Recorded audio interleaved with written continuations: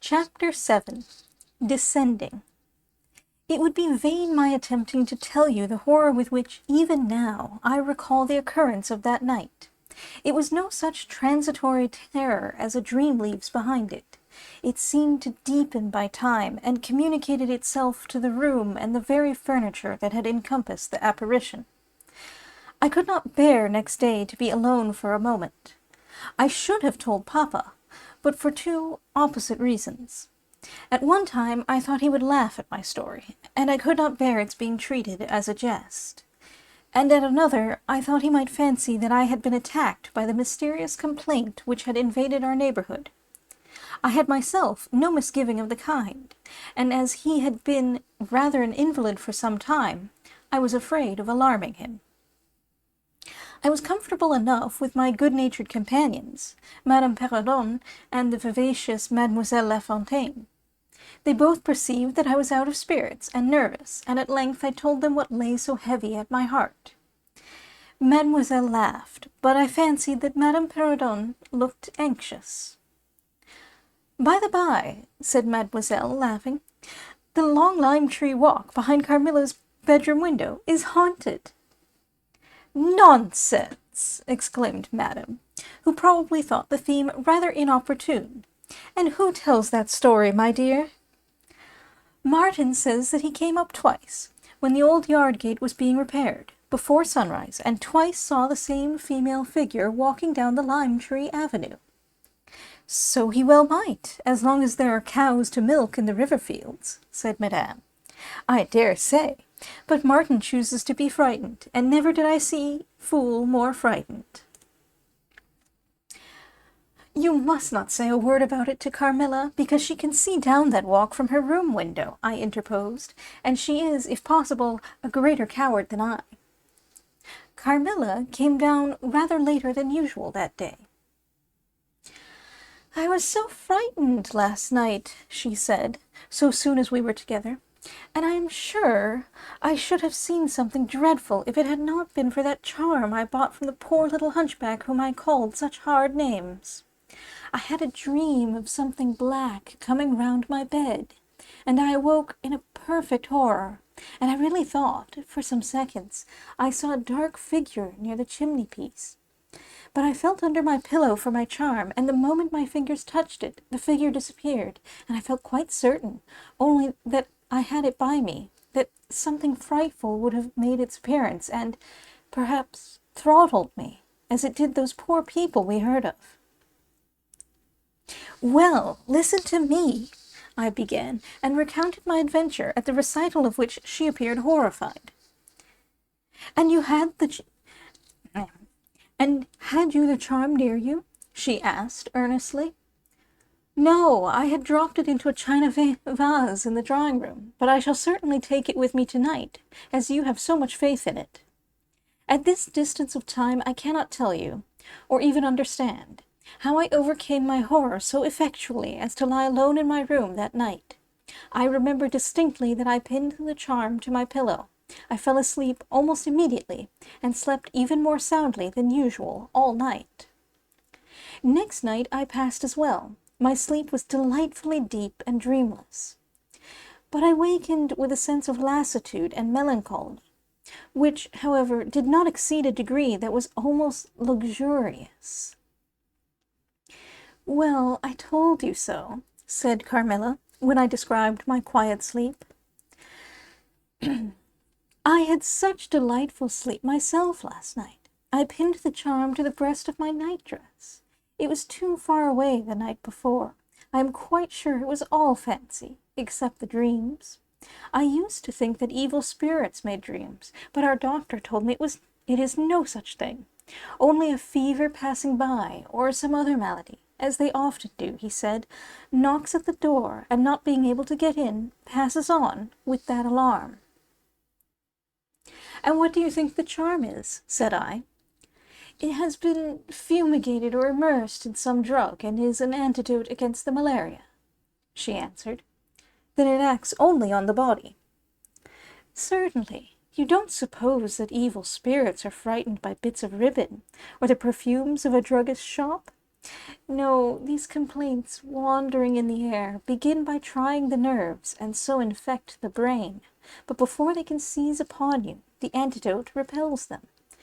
That, I am sure, is what the charm has done for us. It is nothing magical. It is simply natural. I should have been happier if I could have quite agreed with Carmilla, but I did my best, and the impression was a little losing its force. For some nights I slept profoundly, but still every morning I felt the same lassitude, and a languor weighed upon me all day. I felt myself a changed girl. A strange melancholy was stealing over me, a melancholy that I would not have interrupted. Dim thoughts of death began to open, and an idea that I was slowly sinking took gentle and somehow not unwelcome possession of me. If it was sad, the tone of mind which this induced was also sweet. Whatever it might be, my soul acquiesced in it. I would not admit that I was ill. I would not consent to tell my papa, or to have the doctor sent for. Carmilla became more devoted to me than ever, and her strange paroxysms of languid adoration more frequent. She used to gloat on me with increasing ardor the more my strength and spirits waned. This always shocked me like a momentary glare of insanity.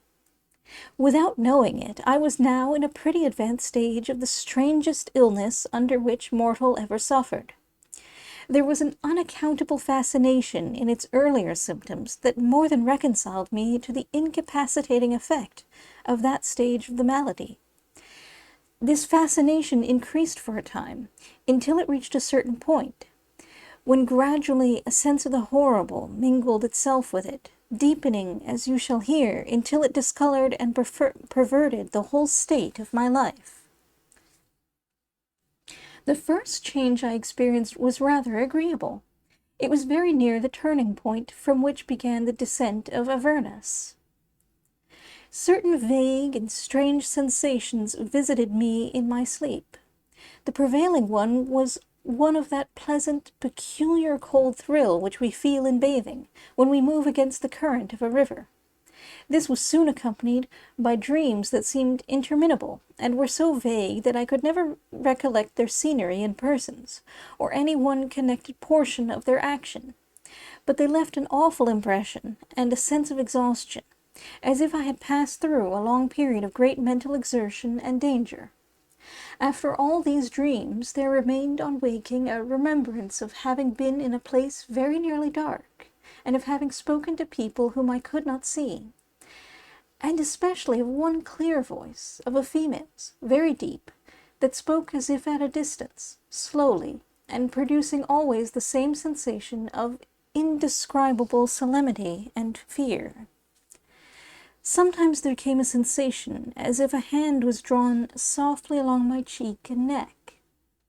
Sometimes it was as if warm lips kissed me, and longer and more lovingly as they reached my throat. But there the caress fixed itself.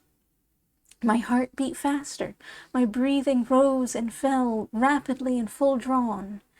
A sobbing that rose into a sense of strangulation supervened, and turned into a dreadful convulsion, in which my senses left me and I became unconscious. It was now 3 weeks since the commencement of this unaccountable state. My sufferings had, during the last week, told upon my appearance. I had grown pale, my eyes were dilated and darkened underneath, and the languor which I had long felt began to display itself in my countenance. My father asked me often whether I was ill, but with an obstinacy which now seems to me unaccountable, I persisted in assuring him that I was quite well. In a sense, this was true. I had no pain. I could complain of no bodily derangement.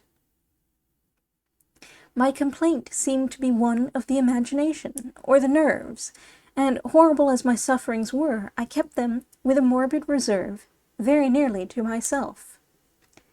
It could not be that terrible complaint which the peasants called the opure, for I had now been suffering for 3 weeks. and they were seldom ill for much more than 3 days, when death put an end to their miseries. Carmilla complained of dreams and feverish sensations, but by no means of so alarming a kind as mine. I say that mine were extremely alarming. Had I been capable of comprehending my condition, I would have invoked aid and advice on my knees. The narcotic of an unsuspected influence was acting upon me, and my perceptions were benumbed. I am going to tell you now of a dream that led immediately to an odd discovery. One night, instead of the voice I was accustomed to hear in the dark, I heard one, sweet and tender, and at the same time terrible, which said, "Your mother warns you to beware of the assassin." At the same time, a light unexpectedly sprang up, and I saw Carmilla standing near the foot of my bed in her white nightdress, bathed from her chin to her feet in one great stain of blood. I wakened with a shriek, possessed with the one idea that Carmilla was being murdered. I remember springing from my bed, and my next recollection is that of standing on the lobby, crying for help. Madame and Mademoiselle came scurrying out of their rooms in alarm. A lamp burned always on the lobby, and seeing me, they soon learned the cause of my terror. I insisted on our knocking at Carmilla's door. Our knocking was unanswered. It soon became a pounding and an uproar. We shrieked her name, but all was vain. We all grew frightened, for the door was locked. We hurried back, in panic, to my room. There we rang the bell long and furiously. If my father's room had been at that side of the house, we would have called him up at once to our aid. But alas, he was quite out of hearing, and to reach him involved an excursion for which we none of us had courage. Servants, however, soon came running up the stairs. I had got on my dressing gown and slippers meanwhile, and my companions were already similarly furnished. Recognizing the voices of the servants on the lobby, we sallied out together, and having renewed, as fruitlessly, our summons at Carmilla's door, I ordered the men to force the lock. They did so, and we stood, holding our lights aloft, in the doorway, and so stared into the room. We called her by name, but there was still no reply. We looked round the room. Everything was undisturbed. It was exactly in the state in which I had left it on bidding her good night. But Carmilla was gone.